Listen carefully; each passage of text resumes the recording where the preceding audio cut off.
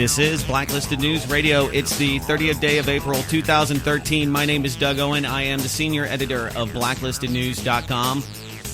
This is the one radio show that I do during the week where we do impromptu interviews. And tonight our guest is Wolf Richter. His website is the testosteronepit.com. Lots of geopolitical and financial analysis. Great commentary. He is an author. You can check out his book, Big Like, Cascade into the Abyss, and we're going to talk to him tonight about the global economy, what's happening in Europe, and his world travels. So, what's up, Wolf? Welcome to the show. Hello, Doc. Thanks for having me. Absolutely. Yeah, I've been a big fan of your writings and the contributions to your website and from your associated writers, contributors, and so it's good to make contact, and thanks for making time with us. I know you're very busy being an entrepreneur and trying to stay above water in this very interesting and ever-changing climate. That's certainly true. Well, first tell us a little bit about yourself. I mean, I imagine a lot of the perspective that you have is from just giving up day-to-day life here in the United States of America, taking off to Europe, visiting 100 countries, all just to come back here. So what did you learn from that experience? Well, I used to run a big car dealership in your part of the world in Oklahoma, and went to school in Texas. So I spent about 3 decades between both states. And so when I at some point decided to branch out a little bit, I didn't mean to be gone for 3 years. I just meant to go to France for a few weeks. And but one thing led to another, and I didn't come home for another 3 years, during which time I went around the entire world, mostly overland, taking whatever transportation was available in places like Africa, Asia, and other places. And it was an extremely interesting eye-opener. And since then, I've become much more active in the international scene, and now fairly cynical. Well, yeah. Your website is a self-described tongue-in-cheek perspective on the economic, political entanglements of the U.S., the EU, and Japan. So let's get into that. I was watching the latest from the Milken Institute. They're having their global conference, and the one thing that is not able to be quantified by experts like Rubini and others that are highly regarded is the fact that you have negative growth in Europe. And considering what's happening in a lot of the focus that you have on your website in Europe today, it really does beg the question, what's going to happen next?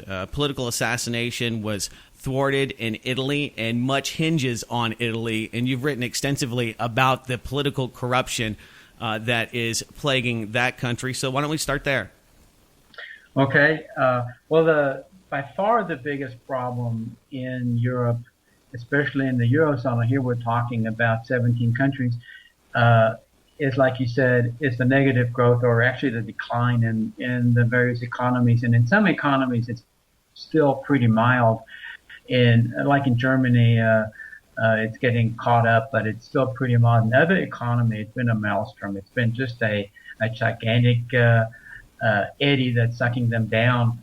And this is something that cannot go on forever. So we're watching unemployment in Spain and in Greece, for example, go beyond at first it was double digits. We were scared, 11, 12, 13%. Now it's 27%. Youth unemployment is going to be 60% pretty soon. In Italy, we haven't reached that stage yet. Unemployment is still in the lower double digits. So we are looking at a situation where relentlessly people are losing their jobs. And at some point, something has to give. We don't know. I mean, there are disaster scenarios out there and that nobody even wants to think about. And I hope they will not come true. That would be horrible. But something has to give. And the current policies are not leading to a solution. Well, they're leading to statistical inclines in the stock market, the Dow, the S&P, and that shows growth, but we don't see the increase in jobs and the people at the bottom the working class, the middle class, benefiting from these policies. And so that's kind of the quagmire. You have today the people in Cyprus, the people that had their money in the banks, oligarchs and other privileged folks excluded, that took a 37.5% hit to their investments, or the cash that they had in the banks. The IMF and the ECB have given now Cyprus $10 billion more dollars. Not that I think that that's going to be a great solution. They're saying that this isn't the model. At least Draghi's saying that this isn't the model for the next bailout. But you mentioned this block. I mean, we already have 5 countries in the euro that are being bailed out. So it's almost 1/3 are in the red. Right. And Cyprus is I'm going to say, too, somewhat unique example, unique in the sense that there's only one other Eurozone country that is like Cyprus, and that's Luxembourg. And they're both, and Luxembourg to an even larger extent, they're both financial centers that were making a big part of the living off of tax evasion, money laundering, and other things from other countries. And so both Cypriots and people in Cyprus and the people in Luxembourg, the households, are the wealthiest in the Eurozone. And that's something people don't realize, how these offshore money centers, how they spread the money around among the population. And in Cyprus, that was a big model. I have contacts down there, and they were telling me for years that this money is just sloshing through the system. They're sitting in cafes doing nothing, just getting rich. And that system has now collapsed. And the reason why the northern countries of the Eurozone, and that's Germany, but it's also, in this particular case, France and others, why they conspired to make a bail-in, where bank account holders are included in the burden, is because the Cypriots were so rich that Germans kind of felt envious. They had Cypriot households had 5-6 times as much wealth as German households. And so German households didn't feel like they wanted to bail out the Cypriots. Right. So you get into this whole discussion there, but where did this money come from? And why do you always ask one country to bail out another? And then we ask, well, are they really bailing out the country, or who are they really bailing out? And in every case, of course, they're not bailing out the country. That hasn't been the case in Greece or in Spain or in Cyprus or in Portugal or anywhere else. They're bailing out the banks and, in fact, the bank investors. So, and the holders of government bonds, and those are largely financial institutions. So all of these bailouts were unrelated to bailing out the people. They're all focused on bailing out bondholders, hedge funds, banks, keeping the system intact the way it is. Well, and on the other side, the opposite of it, if the powers that be in these institutions, the Troika, the IMF, all of their printing of money and loaning to financially corrupt institutions, and ones that by every metric are insolvent to maintain this structure, these investment banks, I think it only is going to create more destabilization. And you brought up a great point, interdependence, and that is where you have multiple countries that are in a monetary block that have to bail out one another, but they don't have harmonious domestic policies or laws. And so it's almost bound to fail. And many have said that this would be ultimately the end of the European Union, and that is the fact that you have these independent sovereign nations. So isn't that really where the battle is today, between sovereign independent nations and the EU superstate? Right. And we're always focused on the financial end of this right now because that's a crisis. So we're always talking about debt and Troika imposing its will in terms of financial conditions and so forth. Right. But you just touched upon the larger point that the superstate is not just regulating the financial issues that are relevant in this crisis. It's regulating every smallest part of every person's life. And I was just digging through a very long report by the EU Commission on disallowing farmers to sell seeds that have not been officially sanctioned. So in California, for example, we're very proud of our heirloom tomatoes, and every heirloom tomato growers got their own little seed batch, and so when they actually could not sell those seeds under the new scenario in Europe. And so what that leads to is a complete standardization of grains, fruit, and vegetables, and and the winners are the big seed companies, the food companies, and the losers are the little farmers. And that's a system that has been propagated throughout the Eurozone ever since it first became an economic superstate, like you said. The Italian salami makers complained about it. The German sausage makers complained about it. The French cheese makers complained about it, and they obtained an exemption. But a lot of these small-scale producers can no longer produce. It gets shuffled off to a factory. You know, they cannot conform to the regulations that come down on a constant basis from that superstate government. And these reports are long. I mean, they're hard to dig through. They're 30, 35 pages, and there's hundreds of these every year. And every year they impose new rules and they standardize everything. And Europe used to be just this patchwork of different cultures and tastes and foods and different things, and they're trying to make it into one. And the little people, they're getting squeezed out. Well, sure, and you look at the whole idea, the whole philosophy of creating a central government. I think that we've seen in Afghanistan, and I know this is kind of a tangent, but it's a place where you can't really create a central government, and the news is out. The New York Times reported that the CIA has been giving lots of money to Hamid Karzai. We all know about his drug dealing brother. At least the people that download this podcast know all about him and the creation of their own central bank. And we've seen that policy doesn't work without the consent of the governed. And one of the big social problems that we have is that this is creating more and more resentment inside of this state. And so, do you think it's hubris or just the fact that so many of these bureaucrats and statisticians and economists are out of touch? They don't realize that these economic policies are actually creating a huge amount of hate and contention and aggression towards different groups and countries inside of that state, only making it more unstable.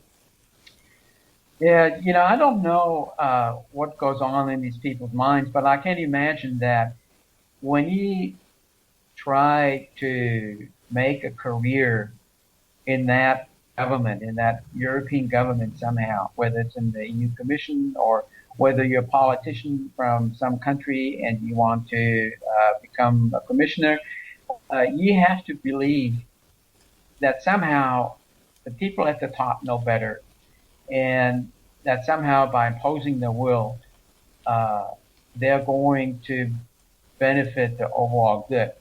And if you don't believe that, I don't think you would try to get into those jobs. And so I think they're maybe well-meaning people. And the road to hell is paved with good intentions in that sense. Mm-hmm. And because I can't imagine any other. I don't have another scenario why these people would do that. They probably believe in what they're doing, and they probably believe that they know better, and that by imposing their will onto 27 countries in the EU or the 17 of the Eurozone, that they will create an ideal state somehow, and that they'll be part of the creation of this ideal super state. And they may not fully understand that they think that they're going to be founding fathers, and that one day they'll have their own anthems sung after them, and they'll be heroes. Exactly. And a couple hundred years from now, they'll be revered, and I'm sure that's what they're thinking about. I can't imagine any other. I can't imagine that somebody with open eyes and an open mind who is looking at this wants to have those kinds of jobs. It's just Sure. No, and it's one of the things, I guess, philosophically, I look at interdependence, I look at globalization, I can see how these things can benefit nations, and how opening up economic trade with other nations really does bring the best products at the best price to the people, and that empowers other, maybe previously ostracized economies. I mean, I understand the idea of the investment banks and what the IMF does, but I think that the proof is in the pudding. And if it's not intentional tyrannical enslavement through debt serfdom, then there's a lot of good intentions that have paved the way to hell along this little experiment called the Bretton Woods post-World War II system of banking. And I think that is, where we see a lot of focus, and there's a lot of angst. I mean, you were mentioning the fact that you have these international laws, agreements, and economies that you can tap maybe through the World Trade Organization, or now Russia and China are trying to create their own investment bank, part of the BRIC nations, to rival the IMF, to invest in other countries that, for whatever reason, don't want to do business with Anglo banks. And there's probably a lot of reasons that people would like to invest in other places. But you have TPP, which is the Trans-Pacific Partnership, that right now, to this date, they're actually having meetings in secret talking about these new international agreements towards the Pacific. And I'm sure you're aware of that, aren't you? Yeah. The TPP is a very interesting case study of how not to do something, and just for the reasons you mentioned, there's so much secrecy in there, and there's another reason, and specifically, I'm going to mention Japan. Japan has erected extremely high and insurmountable administrative barriers to imports of certain industries. And so the U.S. car manufacturers have essentially been banned from selling in Japan, and there is no official law that bans them, but the administrative barriers are such that they can't get over them. And Ford and GM both are vigorously opposed to Japan becoming part of the TPP, and they don't want that situation in Japan to get formalized by the TPP. And Japan itself is a little bit opposed because it would be under pressure to open up its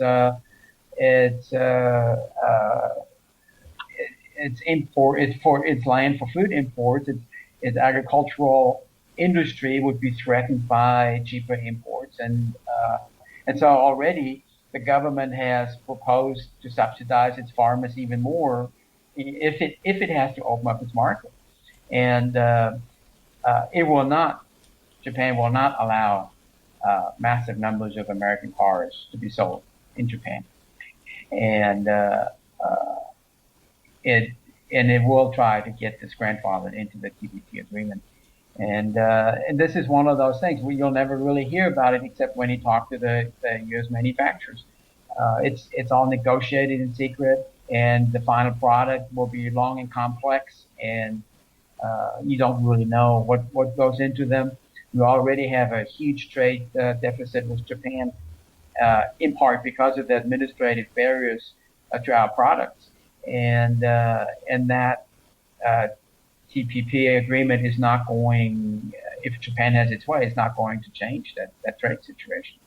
Even though I'm really So do you think that insulates Japan? Do you think that's good for their national economy? I mean, considering what they're doing now, and that is just printing to the point where they're getting the nickname the kamikazes. So how does, I mean, I understand what you're saying as far as them being able to isolate themselves, or the United States putting these parameters with these different trade agreements and different deals that they can get into if they, yield sovereignty. But you have their central bank that's really helping buy a large percentage of the U.S.'s or the Federal Reserve's debt. And so does that give them a power play right now? Well, let me go back to the prior point before I come back to your question now. Sure. You ask if Japan will benefit from or does benefit from this isolation, from its insular way of running its economy. And there are two entities in Japan. There's Japan Inc. And Japan Inc. benefits. And Japan Inc. is one of the most heavily subsidized groups in the world. I mean, they're coddled, they're subsidized, they get everything they want. The people themselves don't benefit. They're paying higher prices for a lot of things that aren't subsidized. And of course, now they have this huge deficit. All these subsidies are piling up in terms of debt and deficits because nobody wants to pay for them. And so you have this bifurcation. On one hand, the companies, Japan Inc. has benefited. On the other hand, the people have not. And so I think when we look at this trade situation, opening up the markets would be good for the Japanese people. I think it would be tough for the Japanese companies. And so there are consequences either way. As far as your scenario about Japan destroying the yen, when we were living in Japan and we came back in 2006, it took 120 yen to buy a dollar, 120, 125 yen. Yeah. Right. Now we're still below a dollar, and I mean still below 100 yen for the dollar. And then at one point half a year ago, it was 75 yen to the dollar. So they're right now in the middle of that multi-decade trading range that goes from 75 yen to the dollar to 130 yen to the dollar. And so at this point, I understand why they're trying to bring the yen down on one hand. On the other hand, they're really out of good solutions. Well, I guess they want to become more competitive, considering that a lot of things that they did just 10, 15 years ago is now being done in foundries in China, and a lot of that has moved into production from China, Taiwan, other competitors, not to mention even South America, through GATT and NAFTA. A lot of that has transitioned.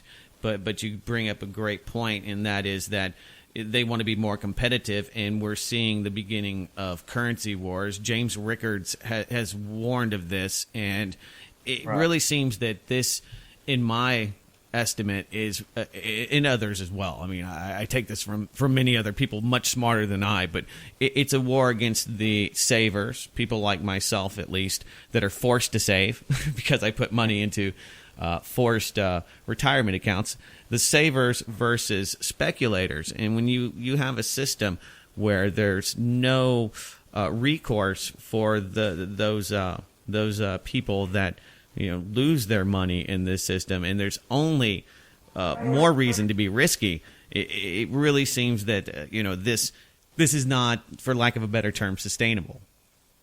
That's an excellent word. It is not sustainable. And all these central banks, and that's not just the Bank of Japan, but the Fed, of course, and therefore all the ECB and China's creating lots of money through its state-owned banking system. I mean, that doesn't get that much attention, but they're printing money like crazy through the banking system, and which is a traditional way of printing money. I mean, banks print money all day long. Right. And we are now having a situation where asset bubbles are being formed left and right, and the Nikkei is up tremendously in the last 7 months. The American stocks are at multi-year highs despite the economy. Even the German DAX is getting close to, or was getting close to the 8,000 points, which represent a near high for them, and yet the economy's have been going south in a lot of these places. And we have a complete disconnect between some of these assets and the reality beneath them. And this, like you said, is unsustainable. You cannot And maintain this forever. wouldn't that mostly be because of government stimulating and pushing money into lots of companies to build roads to nowhere? That's what I hear all the time, that they have to build infrastructure. We have growing economies. If you want to have a first world economy, the advanced ones now that are in decline, they have to rebuild this. But I start getting these visions of North Korea where we have tons of tanks, we have machine guns in every American's hands, and we are starving because we have built this infrastructure where there's no real value to it. Right now, infrastructure is and that's a great point. Yeah, infrastructure, if it's a bridge to nowhere, is just a waste of money. It creates jobs for a little while, it creates incomes and some activity. But then when the bridge to nowhere is built and it serves no purpose, then it has no economic value and it's just a waste of money. If it's an infrastructure project that actually allows the economy to grow afterwards, like a badly needed highway between, or expansion of a highway between two cities so people can transport goods and people are crossing more easily, to reduce wait times, to speed up transportation. Those kinds of things are very valuable. And in that sense, a really needed infrastructure project is an investment in the economy that will pay back and that will have a return on investment. The question is, if you build a museum in a small town, some kind of boondoggle project, will that do any good? And it won't. On the other hand, if you, for example, I live on the West Coast, but I used to live on the East Coast. If you completely redo the I-95 corridor that goes along the coast there, so that people will no longer have the kind of traffic jams that they now encounter, including trucks that transport millions of containers of goods up and down every year. You have created value, and so I think when we look at infrastructure, we have to separate between infrastructure that is really needed and is economically useful, and infrastructure that's just a boondoggle. Yeah, you see a lot of mismanagement right here in the small suburb I live in, north of Austin, Texas.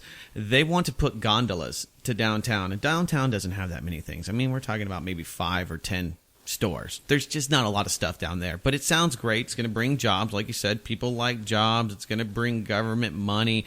But you're talking about the like a aerial system of some sort. Yes, literally. And it's not that it's not cool. It's not that I don't appreciate the technology and think, wow, that's really neat and kind of cutting edge. It's something that you would like to see in an economy that's doing well. But I think it's kind of like what Dubai's doing by getting Lamborghinis for their police officers, their police departments, to get all of that Illuminati money back over there. They're trying to tell people, hey, everything's okay here in Dubai. Everything's fine. It's still a tax haven. Bring your money back here. It's fine. We've got Maseratis and Lamborghini police cars. So it's kind of one of these things. It's like, well, if you envision it, you build it, they will come. And a lot of it might not be so much that there's not the infrastructure. It's just that gas is extremely expensive, and it's just not. It's not in the cards, so people don't use those things. That's what we end up having here, and that's just a lot of mismanagement of money. But if you do that on a global scale, you look at the IMF and all of the crony capitalism or crony communism that's happening, that's when you have these huge problems, and that is where I see the interdependence being so dangerous, because when people make bad decisions in Cyprus, people in Germany, they pay the price for that. And so that's kind of where the battle line, I think, for everyone really is, no matter where you're at. That's the one thing that does transcend borders, and that is that we are losing our voice in these very important and very personal decisions. Right. And the report I brought up earlier, that talking about losing your voice, that little farmer in Europe that no longer can sell a seed stock, not only lost his voice, he might have lost part of his livelihood. Uh, when you go through this process of centralizing everything, of interdependence, when you have huge banks that, when they go down, will take down entire countries. When you have governments that depend on the banks to buy the bonds, and then you have the banks that depend on the government to bail them out, in this sort of Mexican standoff, then you have a situation where every little spark that flies can take down the whole system. And the thing about this, we have a Twitter. Okay, AP was hacked. Okay, we had one erroneous tweet, that was very far fetched, and anyone could have really just checked and said, okay, is this real? And they're saying, well, now that Twitter and the social networks and all of that is now becoming part of this security state. Or that we can have this huge shift and people will lose money. Now the CFTC and other regulating agencies have to look at regulating Twitter. You're just like, wow. Yeah, I mean that was an amazing lesson for everybody to learn. That number one, check out the stuff that's in your tweets before you act, right. And number two, these little sparks. They took down the Dow just a little bit. He had 100 some points, but if it's another spark, another time, it might cause a chain reaction of some sort. Right. And even though I wouldn't cede that kind of power to the social media at this point. As far as an instant collapse is concerned, I know we have seen the Arab Spring, for example, be propagated by the social media over time. So that is happening. And if in Spain you have social media being used for all sorts of actions against the banks, and so social media is an important communication tool at this point. I don't think it's going to act as a trigger, though, per se, but I do think that it's a very efficient way for people to organize. Well, yeah, and it shows you just the power of 140 characters potentially. I mean, if you look at China, they're worried about Twitter starting a revolution, and when you think about that in a very truncated way, it really tells you, how unstable and how really out of touch things are. And I think that when you have AP tweets creating huge, and I think a lot of that may be just more hype than anything else, or maybe being blamed for that, but we'll see what comes out of the regulations. One thing that is becoming pretty interesting and a lot of people are getting into is Bitcoin. And I don't know what your thoughts on Bitcoin are. So do you see this as a viable solution to central banking, these peer-to-peer cryptographic currencies? Well, I don't see that. I don't see Bitcoin being that. Maybe there'll be another virtual currency that might come along to fill that. Why not Bitcoin, though? Number one, the way it behaves, just by the way it behaves, it's not a currency. And currencies don't jump up and down in value like that. So it's not a currency. It's something that can be used as a currency, but it's not a currency per se that you can rely on. I mean, you sell a product for X amount of Bitcoin, and then 30 minutes later, it's maybe worth 30% more, or 50% less. And so you have to you would have to, in a real business, would have to hedge against that. Right. Well, sure. Yeah, you don't have the FDIC or any other government regulating agency or national currency that's bound to it. I mean, if you look at the dollar, you have the U.S. government. It has the ability to tax. So that you can always say, well, the dollar has the backing of the people of the United States, the taxpayers.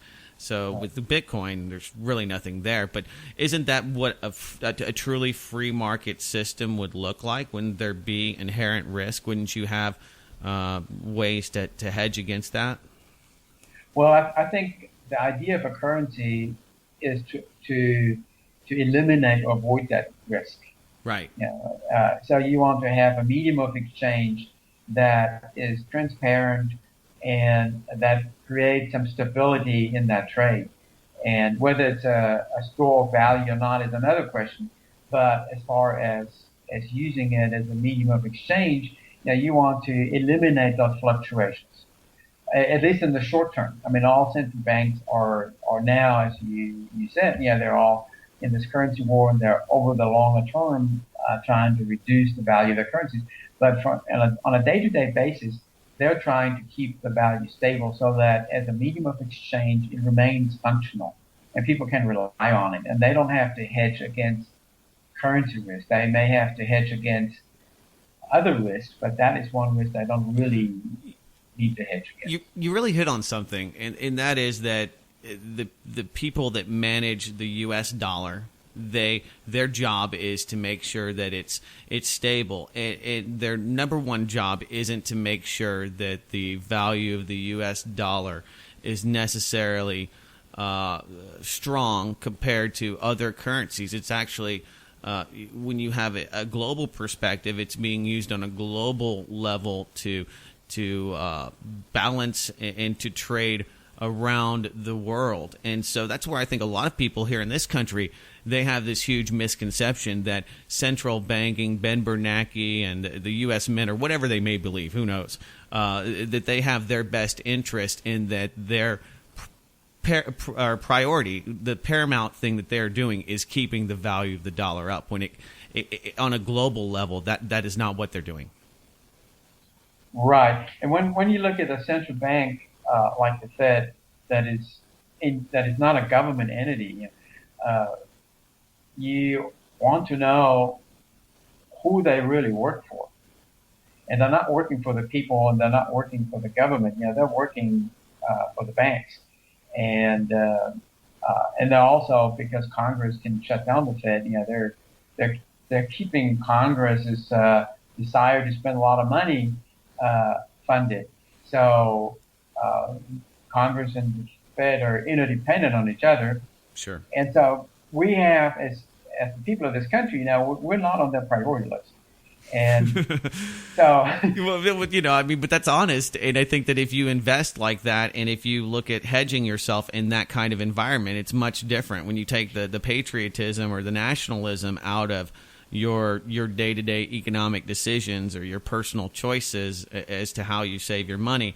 Then you're going to be at least able to make rational decisions. Right. Now, I don't know how Bitcoin fits into this. The idea was to have a stable currency that's independent and from the governmental shenanigans and from central banking, and now we have what turns out to be online gambling, and you bet on it. You don't. Most people don't use Bitcoin; they bet on it, and that has distorted probably what the inventors thought would be its main role. So I don't know that Bitcoin is the solution to the problem of the dollar. I think it creates a lot of additional problems that I, as a businessman, would not want to expose myself to.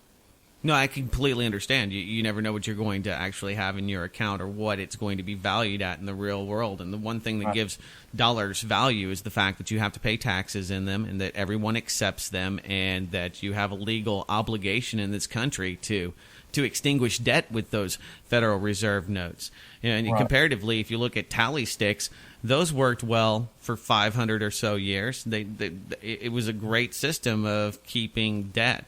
And keeping people's tallies to the king. And so it worked well. You didn't have to have gold or anything else. And I guess the one thing that it gives it value sometimes is the power of the state.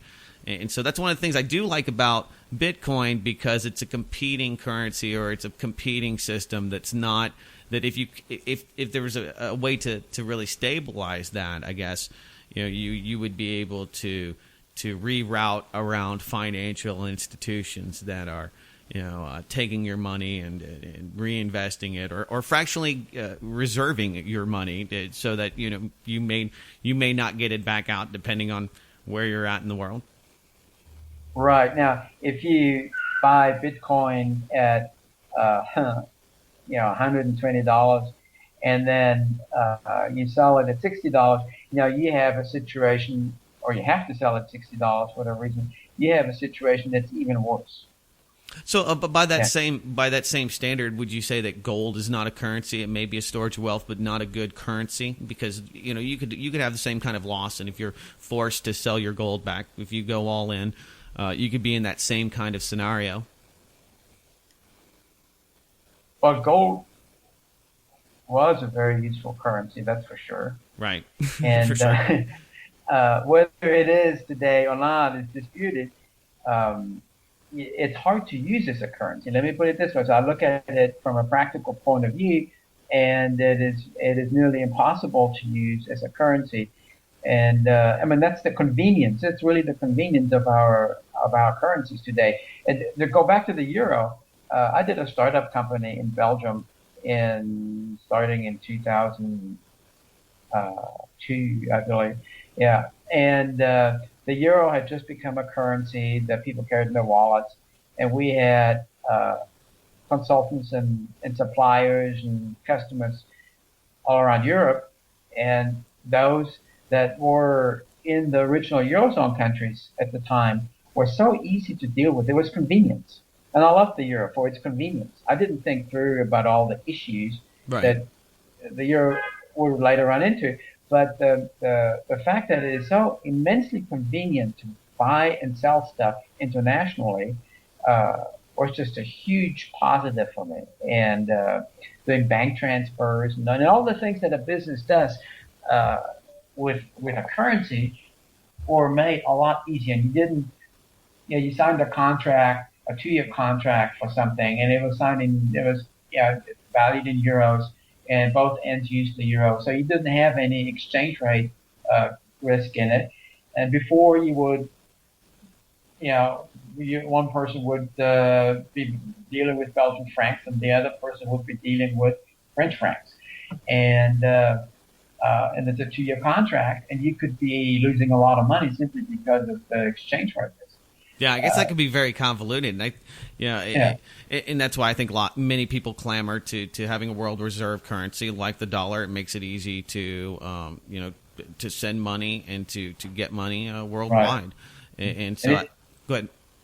And it would be nice to have a virtual currency that could fill that slot. I agree with that. It would be nice. I don't think that Bitcoin is the solution for that, but maybe someday something more practical will come along. Yeah. And but this is I live in California. Oh, there's a lot of stuff. I mean, when you look at Japan, they're in the position where they could actually go into a completely virtual currency scenario. They have the mentality to where I think that they could actually do that. And at this point, we're not too beyond having a virtual currency. With the U.S. dollar, it's practically one anyway. If you look at PayPal, that's a fine example, or even Facebook. They have Zynga money for their different video games, so that can be a mean of exchange. There's a lot of. I mean, if you look at Walmart, they have their own their own debit cards. Basically they have their own banking institution, and you can probably trade people Walmart bucks. And if you think about it, it might even currently, though I find it deplorable because I'm not a fan of Walmart, but you could buy parts or products all across the country if you look at it from that perspective. And I think it's interesting because Bitcoin seems to really be polarizing. Either you're a Bitcoiner, you're on board, or you are not part of the community. And so I'm a healthy skeptic, and I look at it and I say, well, I mean, if you bought before April, I mean, you're still way up. I looked at it today; it's $138. So you really haven't lost that much. And so, a lot of people lost a lot more money in Facebook. Yeah. Well, the fact that it was $75 a couple of weeks ago tells me that I, as a businessman, don't want to use it for transactions. No. Or whatever you think about in terms of something to make money with. something to trade, something to invest in or whatever, speculate in, that's fine. But to fund a revenue stream with this kind of fluctuating currency would be nearly impossible. Sure. Oh, I completely agree. I like the idea, but that he puts a lot more risk. And the one thing about the dollar is, you can wake up tomorrow and the dollar's worth half of what it is today, or these price spikes. I mean, we saw it in gold where it went, from below 1,000 to just a huge incline in just a matter of months, and it's happened in silver and other precious metals. Other commodities, assets have all done the same thing throughout time.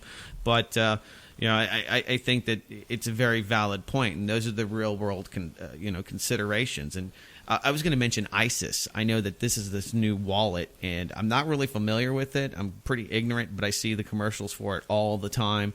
Starbucks has their app, so I think the next level is going to be the phones or other operating systems or tablets or whatnot that people will be using more than dollars, even if it isn't a USD currency. Yeah, I think, and that's a great point. I think we're at the cusp, or maybe even beyond the cusp, of a revolution in payment systems. And that's not necessarily a currency, but how you pay for something. There's so many new ways that startup companies are approaching it, and some traditional companies too. And PayPal was, the first big one, but now there's thousands of them, and they have a huge impact. The way we're paying for things 10 years from now will be completely different than how we're paying. The CEO of PayPal said that he's interested in Bitcoin. He said the future is going to be not passwords, but biometrics. So I reluctantly realize, or have come to the conclusion, that we are moving into this transhumanist society, whether I like it or not. I'm still kind of a Luddite. I'm not ready to, pay with my eyeballs, but the kids are loving it, Wolf.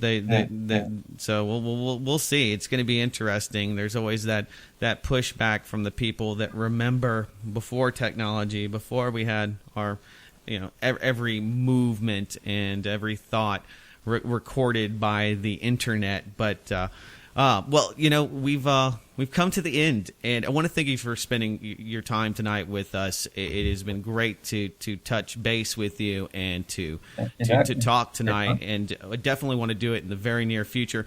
Give out your website one more time and tell everybody about your book and where they can find it, and anything else you want to put out there, your Twitter handle as well. Okay. My website is testosteronepit.com, and if you don't know how to spell testosterone, I don't know either. I still don't know how to spell it. You can just Google it. It's testosterone pit. Just Google it. If there are 2 or 3 typos in it, that's fine. Google will find it. We'll put it right up on top. And my book is called Big Life, Cascade into an Odyssey. That's one of my 2 books, but it's my primary book. It's largely about Japan, and it's been considered one of the best books on Japan. So you might want to check it out. My Twitter handle is Testosterone Pit, and you can contact me if you want to through my website. There's a contact function. All right, so that was a really fun interview with Wolf Richter, and we will be back on Thursday live with our guest Brian Toohey. His book Disaster Government will be the focus, and of course don't miss the live Saturday show. It's at 10 a.m. Central Standard Time each and every Saturday morning, so better than cartoons. And until next time, take care.